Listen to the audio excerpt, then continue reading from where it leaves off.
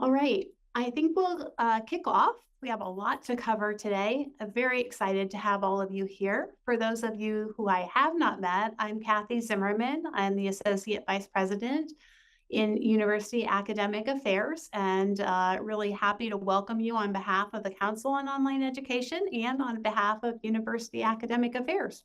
So this is a continuing series on trends in online education and hearing from experts. And today, really excited to have Charles and Scott with us.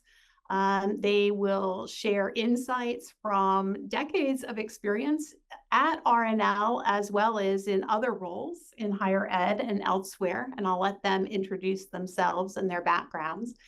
And we'll really dive into what are students looking for? What is it about programs that students appreciate and look for as they're searching for online options?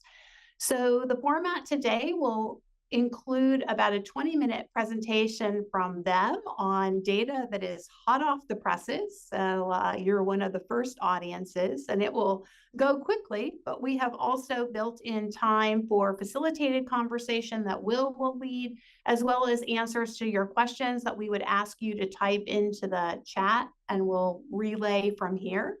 And then at about 1 o'clock, if you're free to stay, please do, because we'll open lines of communication and let you raise your hands and ask questions directly that we haven't gotten to in that first hour of time. So with that, I'm going to turn it over to Scott and Charles. Thank you so much.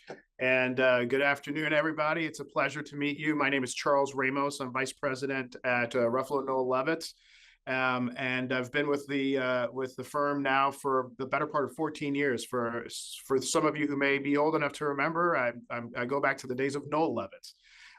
But I've consulted in numerous different areas, particularly strategic enrollment planning and recruitment consulting and marketing consulting. But I've also, in the last, 6-7 years, have strictly been consulting in the space of graduate and online and adult education. And so it's an absolute pleasure to be able to meet you. I've been in higher education my entire career, 27 years now, which is crazy because it's gone by so quickly.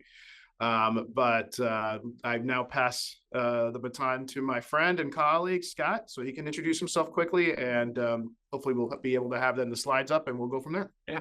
Hello, folks. I'm Scott Jeffe. I'm Vice President for Graduate and Online Research at RNL. I am almost an exact contemporary of Charles, so I've spent about 26 years, the entire time working in higher ed, working in actually the what I call the other than undergraduate traditional audiences.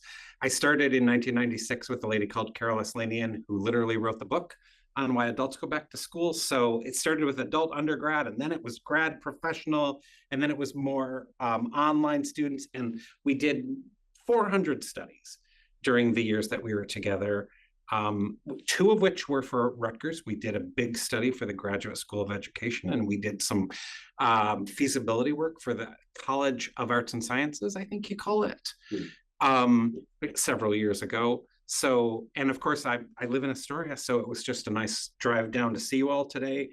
But that primary research that we did for all those colleges has stayed with me and provides a real foundation for the work I do at RNL now, where I lead our thought leadership, our national studies. And as Kathy alluded, you folks are actually getting the first look at our 2024 online student recruitment report data, which comes from a survey of 1,500 online students.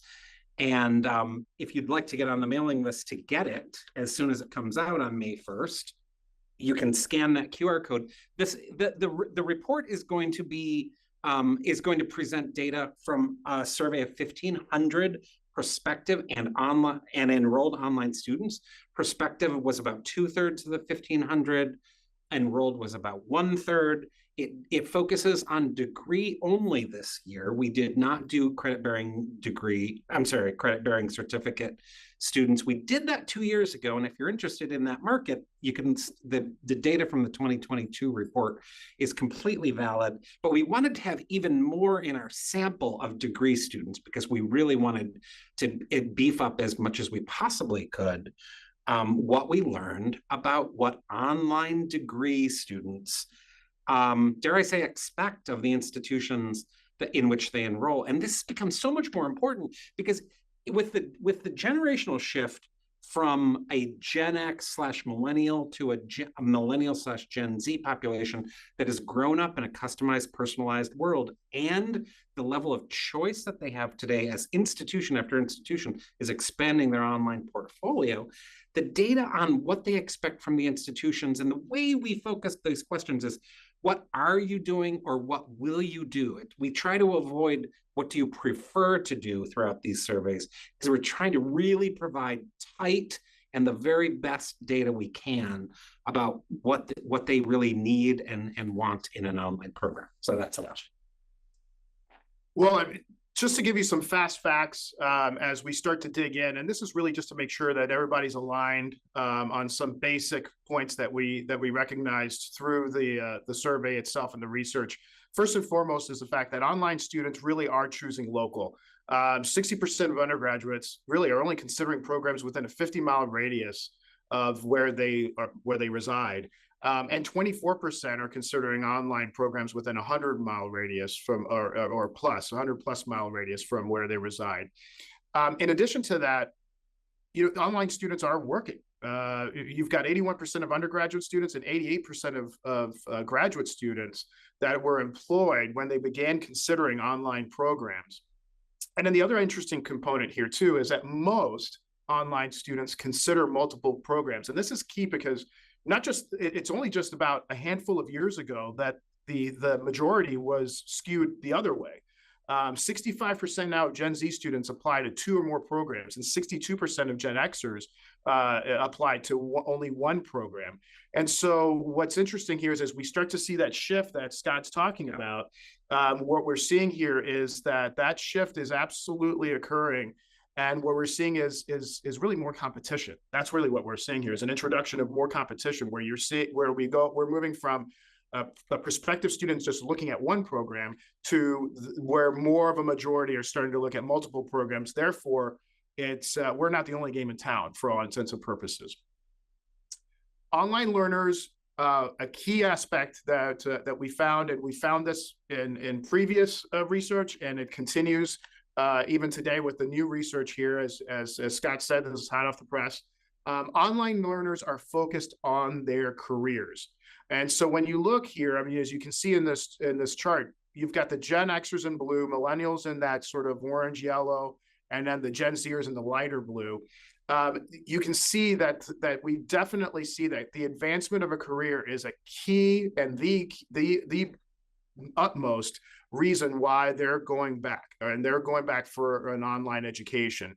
Obviously, there's some other options as to prepare for changing careers, to prepare for their first career, and in some cases. So, I mean, we certainly do see a diversity of different reasons, but the predominant reason is to advance in one's career, which really kind of plays a role later on, which we'll talk about in terms of how do you then communicate to the prospective market, knowing that such a large number are really looking to advance their career. By the way, Charles, the Gen Z comprised 29% of the sample, and Gen X comprised 23% of the sample. So that's why we say that the generations have shifted. Yep. To the next dominant after millennials is now Gen Z. And what's interesting is that now what you have is the online students, online learners are seeing online as being just as good as classroom.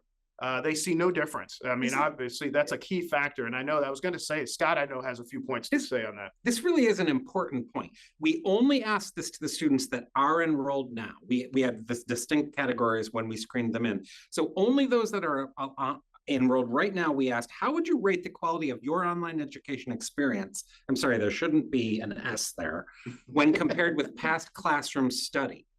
And so if we're going clockwise there, we see that almost 15, let's say 15%, said much better than past classroom.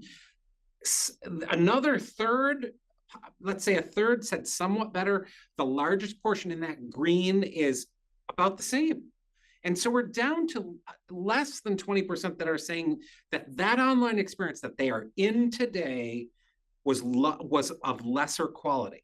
Now, we're not going to go over them, but we've provided you in these next two slides. We had a drop down for those that said better, and for those that said worse, we said, tell us why. And this is a summary of the 8 key points on what students said when they had rated it as better. And on the next slide, we're going to see that there are, I think, 7 different themes to those that said it was not as good. And what was interesting is when it was not as good, it was almost exclusively about interaction with individuals. When we kind of look at that and we look at the specific comments, even within some of those other themes, like less effective learning experience, it was about the learning experience was lesser because they didn't have the level of connectivity and interactivity and engagement. So that's the nut to crack. And by the way, it has been for 15 years since we've been doing this. So, but what's changed is the proportion of the audience that do that not as good has shrunk and shrunk and shrunk and shrunk because institutions are getting better and better at cracking the engagement nut.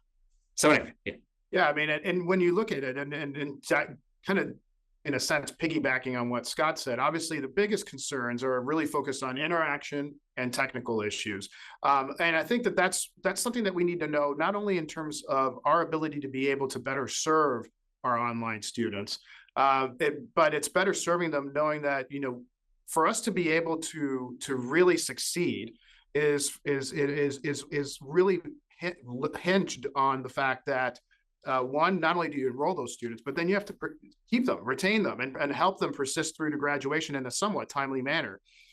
So the key factors that they're already communicating on, let alone the key factors that we need to be proactively communicating to prospective students, is that level of interaction, that there's a healthy level of interaction between student, faculty, student peers.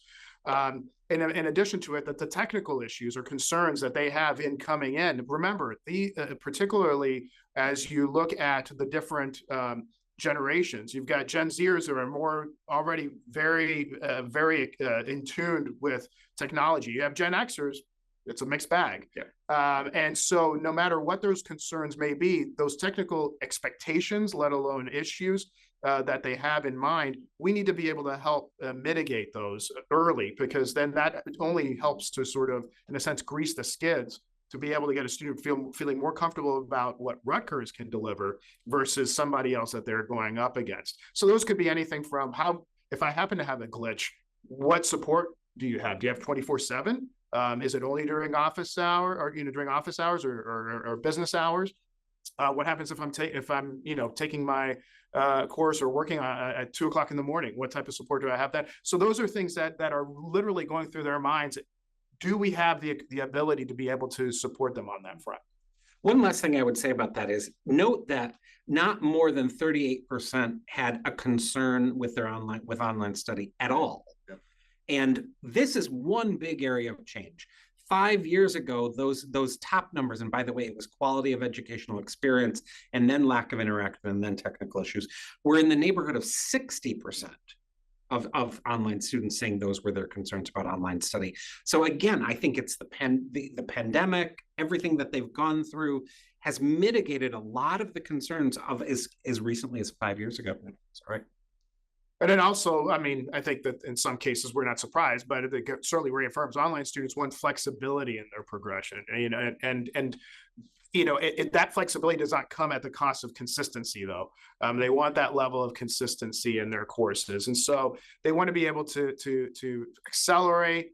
They want to be able to have that flexibility on their part. That's exactly why they're coming in. They're busy. They're looking, like we said before, for their career advancement. So they've got a life that they're managing outside of their education. And that flexibility is key, but then obviously the consistency in terms of the layout and navigation is going to be key for them. I mean, they in a sense, they don't want anything disrupting their experience. And I think that that's an important factor to be able to really kind of consider. They also like choice. I mean, you see kind of in there also at the same time, the many different choices for elective courses, opportunities to meet with their instructor. Although they fall further down, these are still important, and I think still key points that you want to be able to sort of highlight as you work on not only further developing the online offerings at Rutgers, but also in terms of communicating and marketing those offerings to the broader audience that we're looking to enroll. Note here that when we asked at the course level, what is most important for you in terms of being able to succeed, that clear instructions that are easy to understand. Remember that on that last slide, the second thing was a consistent layout and navigation across all courses. This is really important. I don't know whether anybody has had an online student in their house, but I have. And the thing that threw him most frequently was coming into a new course and having something that looked totally different in the LMS, or maybe they were choosing not to use it. I don't know what was going on, but it was like, I don't know where anything is. And I loved that both at the program, the consistency, you know, as a data guy, I love it when data hang together. But then the second thing is also very important. Assignments that will help me build relevant skills for my career. Here's something, folks. This notion of career skills not only needs to be woven into the courses, the content, and the curriculum that you do, but you should talk about it on your program pages very high up. R&L has a client that where we're doing SEO work for all of their, we've over the last couple of years, we've taken on all their programs. And the newest thing to update, to make their SEO work, is this conversion of every single program page at that institution to something where the tags are focused on, I don't know how they're doing it, but on the careers that are related to each one of their programs. And they've seen their SEO snap back to where it was before the algorithms all changed, just with this heavy focus on careers. And we'll see that again and again in the study. Sorry to go on. Oh. Access to tech support and career development are more important than academic support. Now, obviously, we're not saying that it's not that academic support is not important. It's the fact that their ability to access and use the technology to help them move through in a timely manner is going to be important. But then equal to that is, as no surprise, if their intention was to advance in their careers, they want to be able to have also that level of assistance in being able to develop that next stage and that next chapter in their life and in their career itself. This is a table that is almost flipped completely on its head from 5 years ago when we asked this question. 5 years ago, it was all about really academic supports. And now it's about careers, technical support, and career networking. And so this is another one of those kind of sea change results that I love to see, as you know, I love to see a big difference when it hangs together. Absolutely. With what's going on in the world. I'll let you talk about the curriculum. So when we asked how important were each one of these factors in your enrollment decision on literally online program where you decided to enroll, what we're showing you here is the proportion that gave it and said it was important or very important on an actually 7-point scale to align with the way R&L does its student satisfaction studies. What we see here is cost, future employment opportunities, and the convenience of the program all superseded reputation or even flexible pacing, financial assistance, program requirements, and so on down the road. Now, what this says, by the way, the big change is that reputation has come down from position 3. Flexibility has fallen below that when it was above. But I think convenience and flexibility kind of can be interpreted in the same way. But what is the big change, of course, is that future employment opportunities has risen from almost the bottom of consideration to being the second most important element in most people's decisions. And so that really does speak to, and we're going to delve into what does this mean? What does that importance of cost mean a little bit later? But just keep that in mind as we move through some of these other slides. Right, and that's exactly right. Because I mean, part of what we're going to talk about in a couple of slides is really the importance of our ability to be able to convey value proposition and to help mitigate the cost factor and the willingness for the market to be able to actually then, in their better understanding the value proposition, to pay for the benefits that they get out of it. This is really a very consumer-minded market. So they're looking for what can you do for me? And how can you position me in a position of advantage versus peers who may have chosen to go somewhere else? Yeah. just one more thing. When you think, again, I like to bring everything back to what's on your program page. Is there prominent information on every one of your program pages about the employment opportunities that can be had after you're done with the program? Really important. We're not going to go over this line by line, but this is the 15 most frequently cited majors, undergrad, the bachelor's majors and the master's majors. What the big news here is that where online started was in business and healthcare programs. As you scan the 15, as you scan the whole list, you're going to see just this explosion of availability across all kinds of new disciplines. And so that's really important, although business administration still continues to vastly dominate at both the undergrad and grad levels. But enough on that. Now, let's talk a little bit about what they want when we ask them, how do they want their program structured? First thing, we asked, what is the number of weeks of the program that you enrolled in or plan to enroll in? Those gray slivers, folks, are very frightening to me. Only 30% of undergrads and only 19% of grads are enrolled or plan to enroll in programs that are organized in semesters. Now, does the rest of this mean that you need to conform to 6-week courses or whatever? I would say, in having done this for 25 years, they are voting for acceleration. So institutions that are breaking their semester into 2 terms are going to win a student often over an institution where they're taking semester-length courses. This is driven by what Charles has just brought in there at the bottom. They want to enroll in 2 or 3 or even 4 courses. Although in the new study, we do find that they still consider themselves part-time students. You would say, well, if they're taking 3 or 4 at the graduate level, they really are a full-time student.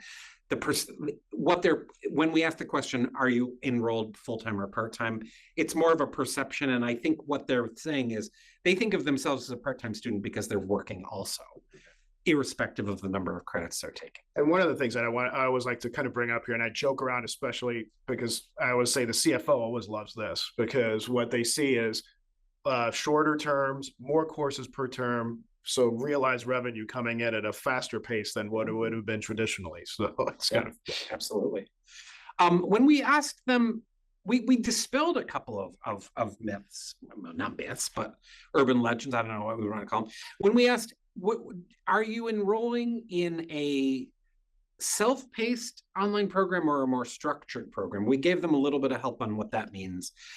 We dispelled the idea that people enroll in online because they want to do self-paced work. It's pretty much right down the middle. It's probably about learning styles. And so it's that balance between structure and freedom, if you will, that online programs have to figure out at the program level. On the issue of synchronous activity, we asked the question this year, is your online program within the online program that you are enrolled in or that you will enroll in the next 12 months? Do you have required synchronous meetings? That's the turquoise. Do you have optional synchronous meetings? That's the orange. Or do you have no synchronous meetings? That's the royal blue. What we see here is more students reporting that they have required synchronous activities than in all the work when we're out on the road would convey. It is likely that some of those students are in programs that have synchronous online synchronous activities that are required, because not that they prefer that, because we tried to not do prefer, but that it's everything else about the program met their needs. My advice to institutions is you will lose some market share if you require those synchronous activities, but to do optional synchronous activities, almost akin to office hours of past generations, is a very good thing. And by the way, promote them on those program pages, because what we know from the prospective student perspective, which was our whole perspective in 2022, we know that the greatest concern that they have is, how am I going to engage with my instructor and fellow students? So if you prominently position that you will have optional opportunities throughout your courses to engage with faculty, you immediately dispel some of the worry that people that have not done it yet have.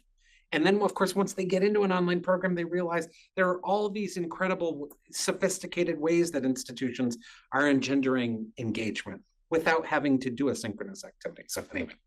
I'm going to jump in and kind of talk about really the speed piece too, because this is absolutely vital. Online students expect a speedy response, both initially and throughout their experience. And this is, there's an old adage that used to be put to particularly transfer students many years ago.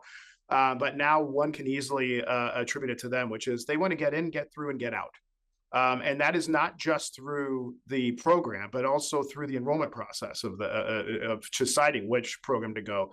And so when prospective students are first reaching out for an online program of interest, they're expecting responses within hours, not within days. I mean, even when you look at the numbers and how they're broken out here, within 24 hours is just a minority of this group. And so that's key, both at the undergraduate and graduate level.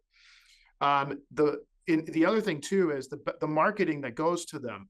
The best marketing will be stopped at its tracks, absolutely stopped if the follow-up is bad. So not only is it that you need to be able to get to them quickly, it's the ability to just make sure that then you're getting to them with quality, that you're getting to them often. If otherwise what they're perceiving is you're not interested in them. I mean, when you look at this data, both at the undergraduate and graduate level, is you're not a priority, that they're not a priority to you. So therefore, guess what? Vice versa is going to occur. You're not going to be a priority to them either. And they expect really regular communication. This is not, we've reached out to them, they know what they need to do next, we'll reach out in a couple of weeks. This is now a much more sophisticated market that is expecting a far more sophisticated engagement with the institution before they even commit. So they're expecting at least once a week communication through multiple channels of communication, email, text messaging, phone calls being the largest ones, but that's personalized email, not just, just a email blast. And as you can see, it's at least once a week. It's a big chunk of that. 35% are looking for 2 to 3 times per week. So it's a very, very different sort of experience than what we've been used to. And going back to the conversation around value proposition, look, this I think is very interesting. Now, this is against, I have to be open. This is against all adult students. So we understand the difference between adult and solely online, but what this is consistent though, as we do different, as we look at different populations, you see consistency here. The majority are not looking for the cheapest program out there. Now, what happens though is that our inability to be able to convey the value proposition clearly and concisely to the market, that inability will force the market to make the decision on the lowest common denominator, which will always be cost. But if you provide a strong value proposition, being able to really answer the question why your program to the student rather than what your program is, then you have the chance of being able to garner a lot more, because the market is willing to pay as long as they see the benefit to them. Why? What is it? How is it going to position them in a position of a competitive advantage? So recognize that, because that goes back to what we were talking about before a few slides back. But this is so important, and a great example is the program pages. Going back to what Scott talked about, most program pages are process oriented. All they do is they tell you a lot of what with not a lot of why. That has to be a major flip in order to be able to get prospective students interested, and not just interested in the program, but interested in enrolling in the program. Can we go back to that just for a moment? If we just think about Rutgers itself, imagine that you're trying to position your program. Now, Rutgers could fall into several of these categories. You may or may not win the student that is just, at the end of the day, it's just cost, 26%. If you're building your online programs, how many hatch marks you can say your online programs kind of align with that data, you might win on the flexibility and convenience. So that's 25%. In many cases, you're the most prestigious institution to offer the program. Remembering, we're talking regional, not nation. In many cases, you're the highest quality program. And yet, deciding on which things to headline probably the most important thing for you to headline is that you're flexible and convenient. If the headline message is that you're the most prestigious institution, fewer students overall make the decision on that. Fewer students, granted, it's not a huge difference, make their decision on that. More expensive but highest quality. And so that's another, like I was thinking when we were talking of kind of the specific application of how you could think about this in terms of building those messages on program pages and all the message has to be multifaceted. It's like a puzzle. No individual piece of the puzzle gives you the full picture, but then you have to be able to convey the full picture to the market. Now, here's the challenge, probably as most of the institutions we talk to. These online students are expecting an admissions decision within 7 days. The kind of turquoise line there is where both the undergrad and the grad end up at, we're at 70% of students that are expecting an admissions decision within a week. And when we do our practitioner surveys, we find that this is a challenge at a lot of institutions, but it's just part of what Charles was saying already about that they're just expecting speed because so many of those technical interactions that they're having offer them that. So go on. Sorry. Well, and then it ties directly to enrollment. When you look at this, it's those students at the undergraduate online students, likelihood to enroll for the first program to respond to them. First program to respond. I mean, you look at just what a difference it makes when you're looking at those that are definitely very likely. It's already 50% there. Likely already gets you to about 65 or so percent of the population. When you're looking at likelihood to enroll, it's the exact same, if not greater impact, where you're looking more at around 80% of those saying they're at least likely, if not better, to enroll at the institution that first admits them to the program. So speed is a key component here in terms of getting students not only interested in your program, but also to enroll in your program. There's another link to the report, and I think that we're done. We can leave this slide up just in case anybody else wants to sign up to get on the list for the report, but we're a little over. Oh, no, you're quite fine. So I'll start with a question that we got from the group, and I didn't want to interrupt the flow because we were moving along wonderfully.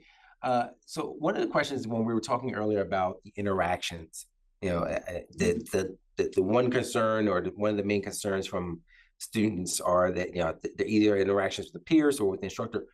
How would you define that interaction? Is it live interactions, as you suggest, as a way of touting that there are some synchronous opportunities, or is it through possibly just feedback or discussions? How do we define interactions? The survey can't, it's just the survey, what gets put in front of the student is what's there. What I think, and Charles, you may have additional points, when we compare what prospective students versus enrolled students, how they differ in what those concerns are, I think that the prospective students think that the only way to have interaction is synchronous. Whereas I think when we see the enrolled student data where that concern goes way down, and I just know from talking with lots of folks that are running online programs, that is much more likely to be digital interaction than synchronous, like Zoom or what have you, and all those sophisticated things that people can do in an online program to engender interaction. I remember doing a focus group with students that had no understanding of why they were having to do those the discussion rooms and everything like that, and they're like, it's just busy work. Every course I do, the instructor has a different thing. Sometimes we can only respond to each person once, and other times we must comment on a comment rather than an original. This came up in 3 different focus groups during the course of the day. And each time after we let them talk, and I said, do you realize that what they are doing there is getting you to interact with your other students? And it was an aha moment. You saw the light bulb go over every head.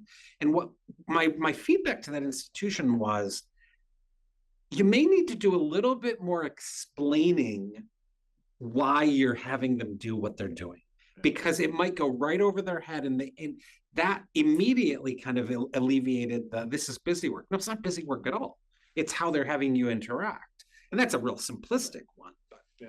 The only thing I could even add to that is actually the fact that I'm privy many times when I work and I consult for institutions.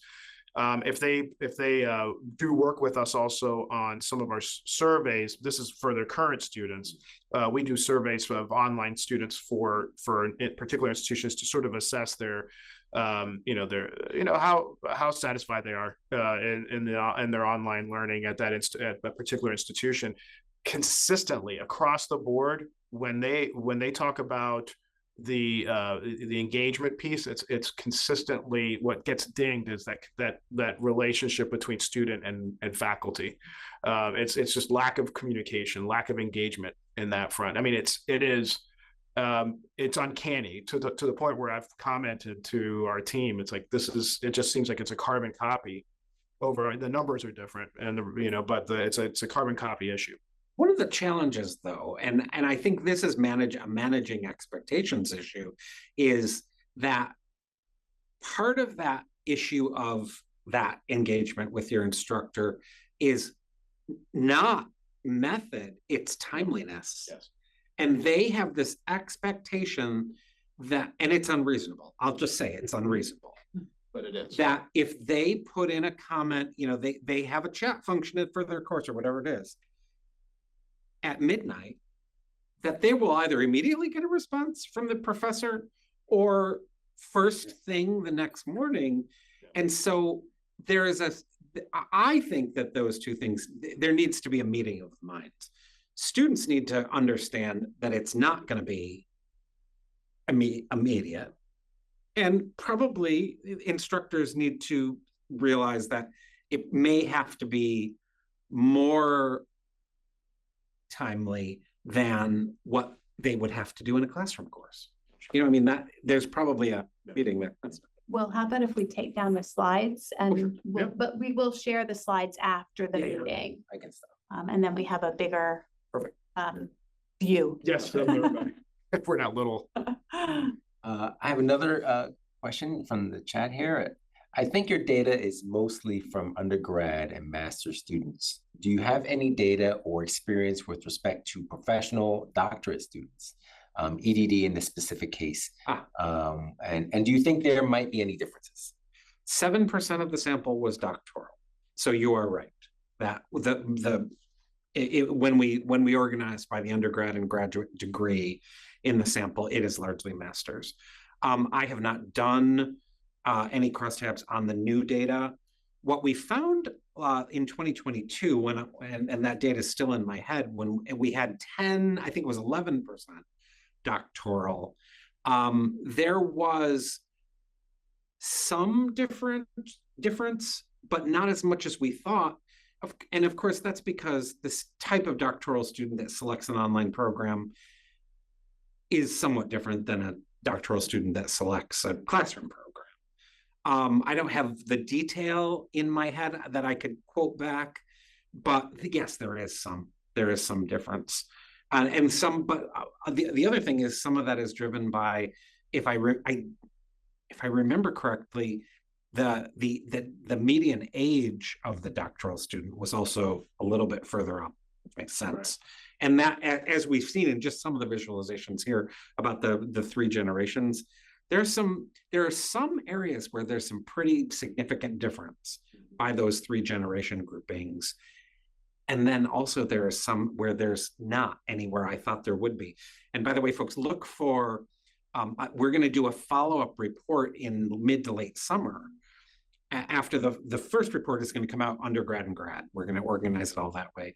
But we're going to do a whole additional mini report by generation, just so we can see some of that data and share that with folks. I think the one, just to give you just a little perspective, more so from experience in consulting for multiple institutions, for those institutions that we work with, where we are looking at doctoral programs and we're helping with the marketing and enrollment side of that, where there is consistency is really is that speed piece.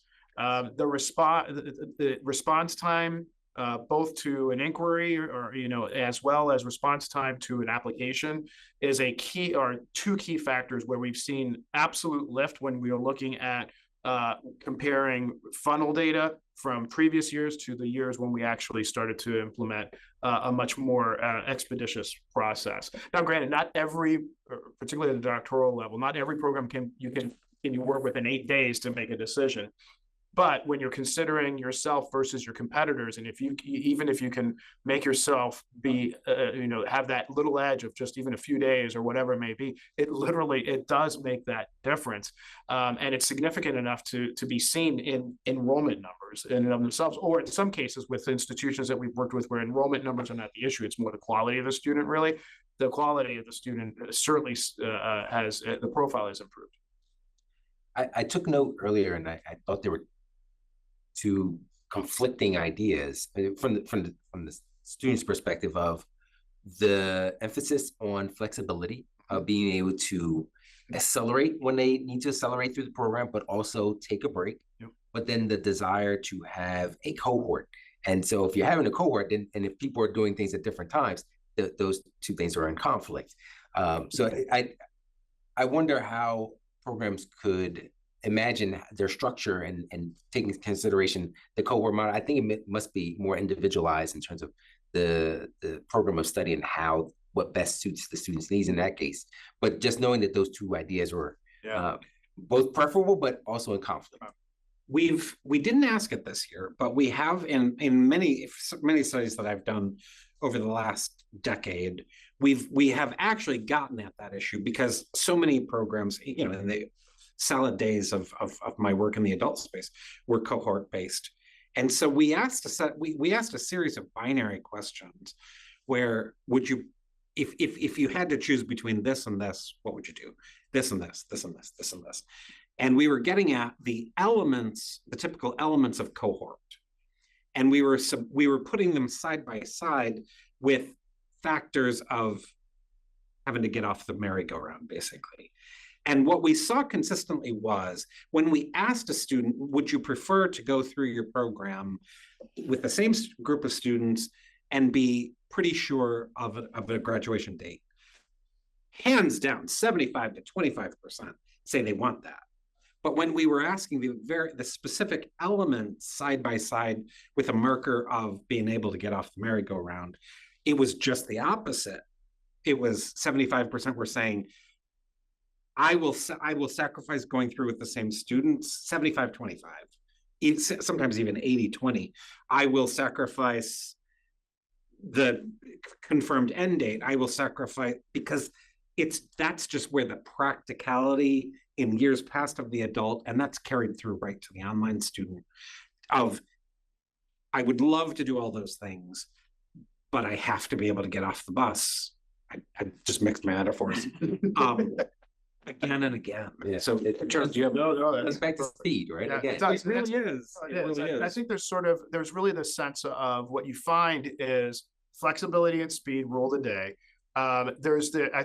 There's the human component. I mean, let's be honest. I mean, an adage that I use so many times is this isn't rocket science. It's human psychology, really. And when you're dealing with that, in some cases, what you're hearing is what somebody would like to have. But as life happens and as things occur, then they go more so for how do I take advantage more of the flexibility rather than, sure, everybody likes to belong to something, belong to a group. The whole cohort idea is like, you feel like you belong to a group, but they're willing to push that aside for. Now there's one call out, there's one exception. Now the data are 6 years old, but the one exception to what I had just said was education students. Education students, when we had enough to cross tab, and they were much closer to 50-50 on all of those things. And we did that because it might have been the Rutgers study that we did for Wanda. I can't remember where it was, but in a big sample, we saw education as the standout for maybe being able to sacrifice a little bit of that. Of those flexibility issues it kind of makes sense. You're educating teachers and people that are going to be interacting with people. So I saw another opportunity when we were discussing the need for interaction and not less to extent with the instructor, but thinking of peers and also the desire for career advancement. And I think those two things can dovetail together in terms of peer-to-peer interaction, networking, and then career advancement. So should programs be looking at opportunities or establishing opportunities where that's more prevalent, or? Yeah, I mean, I think they should, but you will notice in the data that interaction with their classmates was consistently, in a couple of different questions, less important to them than the interactivity with their instructor. Kind of makes sense. But if you extrapolate out throughout several of those other things, as you've just done, some of that networking that they want to do, for example, can be very well done, particularly in professional programs, with their classmates. So there is that connection between and perfecting that interactivity. And so that's where that sophistication kind of comes in those assignments that should go well. That focus group I was talking about was, I think, again, also 5 years ago, well past, what you have to do posting on a message board these days. Well, I think it's also, at the end of the day, it's that career development piece. I think whenever you say interacting with your peers, people get sometimes some different ideas. What does interaction mean? Does it mean I just want to be able to chat? I think the networking piece leans more towards that career development, right, which did have a heavy interest. And in that particular case, it's not just creating that opportunity and the opportunities for that to occur within the student population, but then being able to be as effective in communicating that proactively to the market so that they're aware that this is actually a feature that really stands out, because most institutions, even if they do have something like that, do not communicate it well. So even a differentiating quality could be just effectively communicating it out to the market so they understand, wow, not only am I getting great connections for my own advancement through the institution, but I'm also getting that opportunity through the peers that I'll be interacting with as we're going through the program together. Perfect timing there, Charles, because my next question was going to be about the program pages themselves. And many of the programs may not have an internal web developer, and it's something that there is less time and opportunity to revamp those pages or constantly make transformative changes to them on a regular basis. But what I'm hearing, that is an important key aspect of attracting prospective students. Absolutely. So I want to hear more about the key elements that when they do have the opportunity to make changes or add to their prospective program pages, what are the areas that they need to pay the most attention? Sure. No, absolutely. First of all, an exercise that I go through any one of my campus partners when I consult with them is I ask them, before I come back to campus and whatnot, let's go through your web pages for your program pages and tell me whether or not they're answering the question why or what. That's the first kind of overarching, in a sense, test that you can apply to see whether or not you are actually helping to not just draw students in, but also help to educate, influence, and convert those students to that next step. If you're answering the question what, then you're not fully completing what you need to be doing, because that's a much more process oriented. What I see there is really program pages that are almost cut and paste of the catalog. It's basically telling a student what they're about to go through. And it doesn't really highlight the advantages of the program, whether those advantages are inclusive of, and this is what I would include. If you've got faculty members, renowned faculty members, or with accolades that faculty members have received within that program, obviously highlight that. Highlight, obviously, career advancement stories, whether it be actual alumni testimonials, recent alumni, not from eons ago, and then as well as being able to convey as best as you can, if you're already collecting this type of information, what the average salary differential is for those coming into the program versus those that then made it through the program. Meaning, when you came in, you were making X on average, Y when you left. If you're able to do that, if you're collecting that information through career services here or whatnot, that would be wonderful. If you're not, in the meantime, and it's not in replacement, in the meantime, you can at least use the information from the U.S. Bureau of Labor and Statistics to be able to make that sort of comparison. Because again, you're always answering why. Why am I going to be interested in Rutgers XYZ program? Those are the key components. I'm not saying don't share what the program is going to look like in terms of the overall structure, but that doesn't need to be front and center. This is not the place to help guide them in the process. This is a place to help garner their level of interest initially and have that interest drive them to the next call to action, which is really raise their hand and say, I'm interested, tell me more. It also plays a major role, going back to your point of not having web developers. Unfortunately, and I would say most of us probably in this conversation are not experts when it comes to web development, or not experts when it comes to search engine optimization. But everything that I talked about before in terms of a more value proposition centered message is actually a component of the algorithm that exists out with Google and whatnot, that helps drive your scores up so that then your program page has a higher likelihood of moving to page 1 of a search. That's one component of several components, but it's a key component that's in there along with others. And the main reason that this is important is the further up that you can move your program to page 1 of a search, the likelihood of getting more organic traffic to your web page is going to increase significantly. And now when you get people to that web page, it is something that actually is now going to influence them, not just be a bunch of information thrown at them.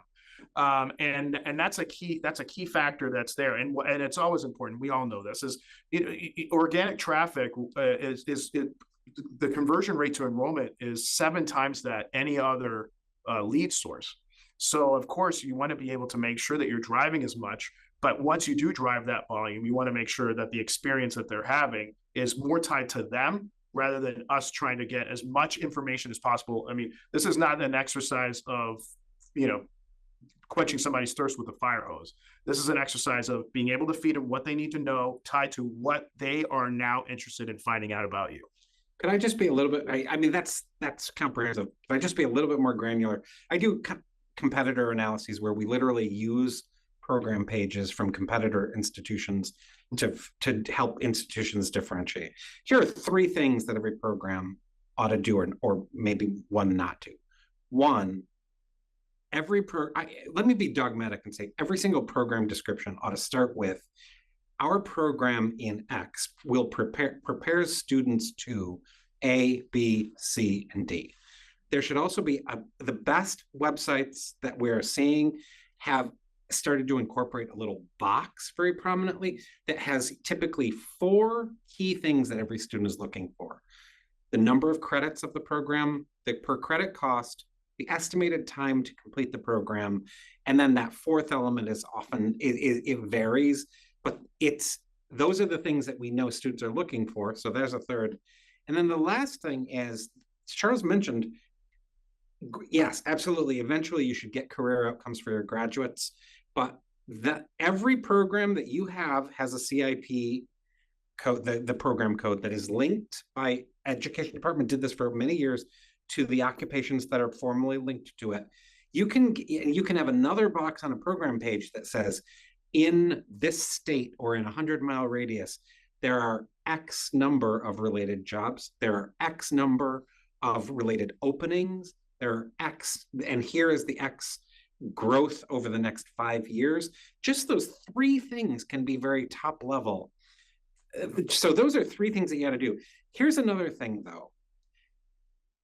Every person that owns a program page should go and look at that program page, and every time it says the program requires or students will, I mean, look, we're not all web designers and we're not all marketers, but we can all write. And those should, I'm sorry to be so dogmatic, but the best websites have changed all that language to we will and you will. And it is personalized in a way that the folks that are millennials and Gen Z are used to having things done. Here's the last thing I would recommend.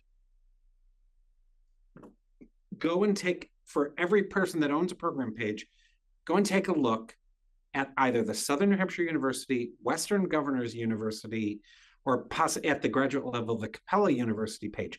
Now, different quality, different caliber institutions, what have you, but they have professional marketers doing their stuff. And just take a look at how they've organized that program page for something that's similar to what you do. You're going to see those boxes. You're going to see the you and we and those things that are kind of humanizing those pages. Really a good exercise. Sorry. I guess Charles and I both have super detailed thoughts on that because it's so important. It's so and key. by the way, all that helps your SEO. Yes. I mean, I think All Charles of said it. it. All of it does. Well, we could open it up. Yeah, for yeah, I think so. So if anyone has any questions, we can go ahead and open up. You can either jump on and share your camera and unmute yourselves. Or you can be all shy, it's okay. No, I think we had some great questions in the chat that came through. And I'm curious, what are the questions, Yeah. you know, that you're asked frequently, and particularly thinking about the group we have here today that really is delivering online programs, degree programs, and charged with delivering them. Sort of what are some takeaways that we didn't give you time to cover that you think would be good to share? I think maybe one is, you know, what are some of the mistakes that schools make? And it's a key one is, and I'll try, I promise, Rudolph, I'll make this as quick as possible because I see your hands up. So, but a key one that stands out is for online programs. Remember, I talked about the fact that it has to be an engagement that you have with these prospective students, because we saw that one slide that basically said they expect to be engaged with multiple times, pretty much multiple times a week. And so that what happens is that most institutions only have one, if they do, like one every maybe week, 10 days, communication. It's usually a very kind of high level email type of communication until, in a sense, the student becomes an applicant or an even admitted student. And at that point, that's when things sort of ratchet up a little bit. And that is a huge problem because, one, if it's usually just email communication, that's relatively impersonal. I can tell you right now, these students are looking for three key things. One, do you have the program I have? How quickly can I get through all of this? Which then ties to the job piece too, because of career advancement. And then the last piece is not only do you have what I want, and then how quickly, and then what type of what advantage does this bring me, but they want it in the methods of communication they're used to, which is not just email. It's phone call, text messaging, video. You know, I mean, remember that YouTube, for crying out loud. People keep on telling me, it's like, oh, video is not influential. Are you sure that video is influential? It's like there are people making millions of dollars a year, you know, telling me what socks to buy on YouTube. So so I think the big mistake is just the disconnect between what we think the communication should be and what the expectation is of the population, and to make sure that expectation is met, not just in the number of times we communicate with them, but in the modalities, the channels that we communicate with them on. Rudolph. Rudy.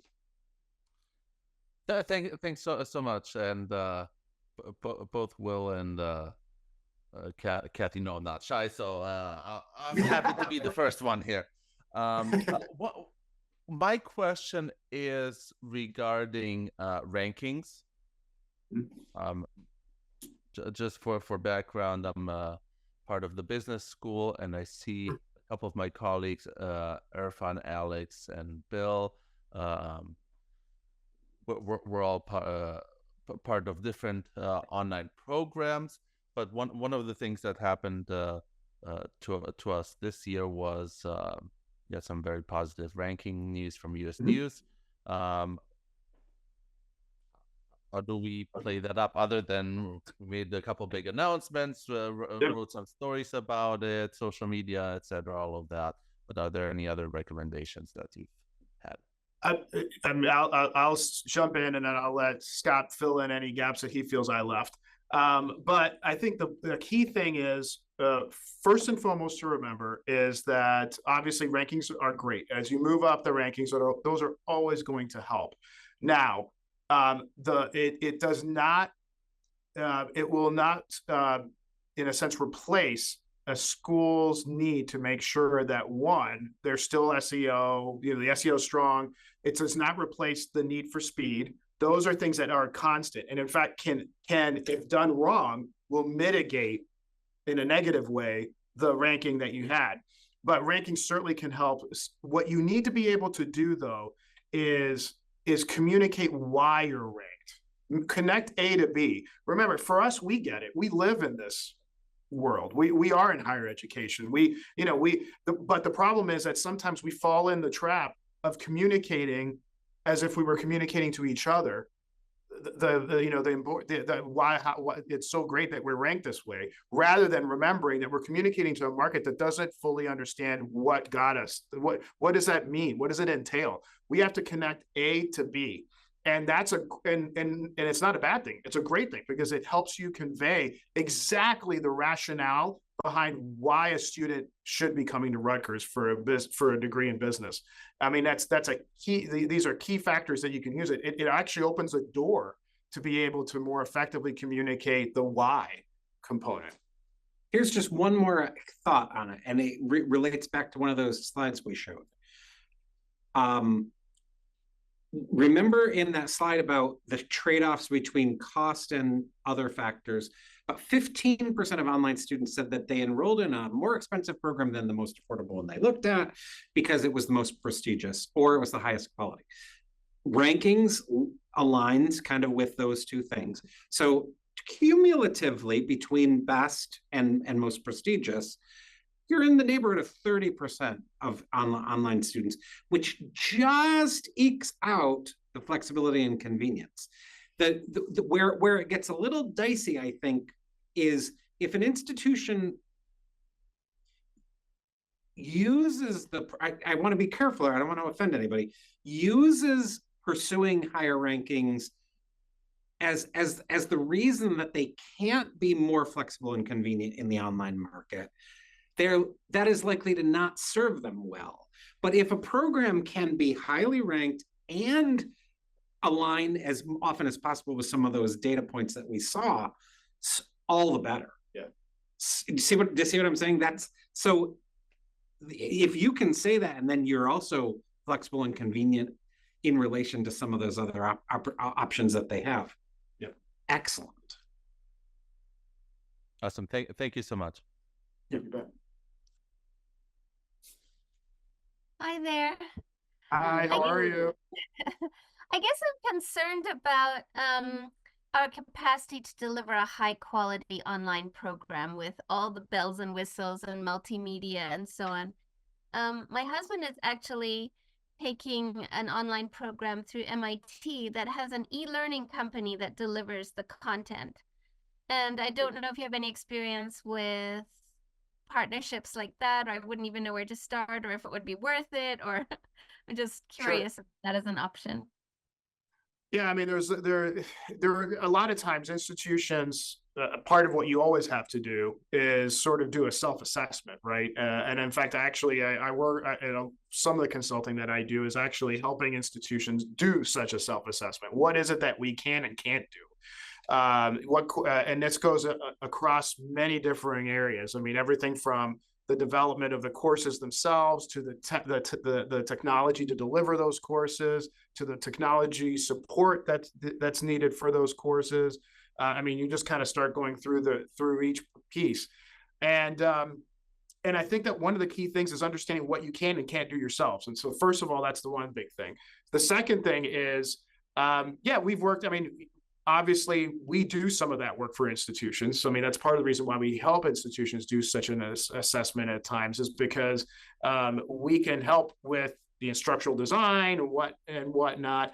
I think the key factor, whether it be the instructional design or the marketing or the enrollment, i.e. recruitment of those students, where it takes sophisticated engagement and nurturing of those students to optimize your enrollment potential, to even, again, just the technology to be able to deliver it, no matter who you work with, whether it be us or somebody else. I think the key factor is, and it's no surprise because you and I have done webinars together about this. Yeah. is ensuring that you're owning your own revenue, that you own everything. That's the key factor, because sometimes with some of these entities, you may not own every aspect of your program. Or they're doing all their work behind a black box. Right. And I mean, whether it be, I mean, I know we do this in the strategic partners.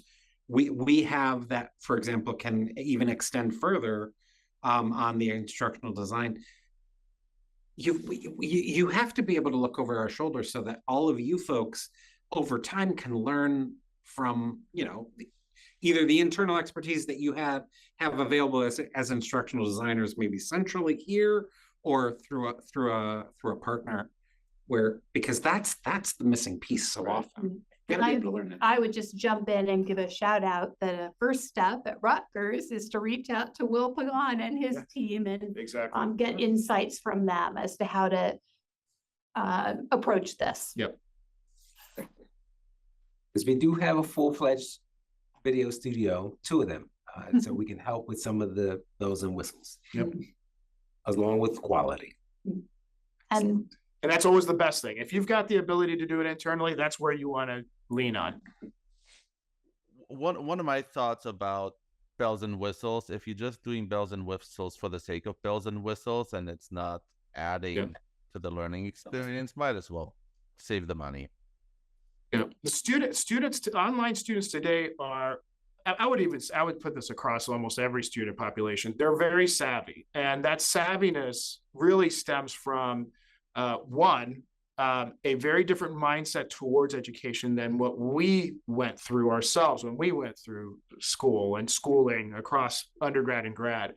And that is the fact that it's they've commoditized higher education where we didn't, honestly. I mean, I think I can safely speak to that. That commoditization of higher education creates a level of expectation that's different. So you're right, Rudolph, that you can't just create bells and whistles for the sake of bells and whistles. They'll see right through it. And the main reason is because that again, they've got so much deeper experience now, I think, in particular in the technology realm and every other aspect of what they're used to as being a buyer. And that's because they've been trained. They've been trained by the likes of Amazon, by the likes of Starbucks, by the likes of Netflix. I mean, you go through it all. They've been trained to expect certain things that they are now imposing on us. And if we are just putting up, in a sense, smoke and mirrors, they're going to see it very quickly. This is a very savvy market now. It's very different than what it was before. Not saying that we were gullible and naive. No, it's just the fact that it's just different. It's a different, more malleable. Yeah. Yeah. But a question comes: if the students are very tech savvy, how does that pair with the importance of tech support? I think it's almost like, I'd like to kind of hear about you, but as I see it, it depends on the generation. So the Gen Xers need more help. The Gen Zers, for example, they just want to make sure that the technology that is available to them is at the level that they expect it to be, because what they have their hands on could very well be better than what we have our hands on in terms of the type of technology. So I think the tech support, it's very dependent on who they are, based off of, I just need more help to be able to go through this. Because I'm not as literate technologically versus the extremely literate that their expectation is, this better be good. By the way, did you see that? It's almost a 25% split between the concerns over technical support between Gen Z and Gen X. So a lot of that was driven by that. And, you know, I mean, for a Gen Z, it's literally something is not working at this moment and I need it to work because I need to continue my studies. Whereas most at Gen X, and then maybe even some with millennial, is I don't know how to do something. So, you know, it may be some of that. So I see Mary, we've got a question from Marion. Yeah, hi. So I'm responsible for online education courses at the School of Public Health. And we sort of got into this a little bit later. We've been doing it now. We have our first program. We're starting a second and now a third. And I'm really thrilled to hear a lot of the things that you said, because it's things that we've done. We started out with a cohort model. Then we said, okay, you want to go part-time, full-time, you want to start spring and fall. Now we're flexible with that. One thing that I have to do is convince my dean, and I've been able to do this so far, is that we need a faculty member who's responsible for the online students in each of our online degree programs, because I want to make sure that they're getting that connection and that they're not being lost. So we have optional meetings, like you said, and so they can, every 2 weeks, they can get on and talk to the faculty about different things. But I have to keep convincing them, because as we open new programs, I need new faculty to be able to take that on. Yeah, it's really a factor. I try to always tell people, because you're not the only one that I've had conversations with on that, and I say, well, the experience has to be the same. I mean, in terms of the availability and the level of engagement, it just happens to be online. Right. But the availability has to be the same. This is not a half Rutgers student. This is a Rutgers student.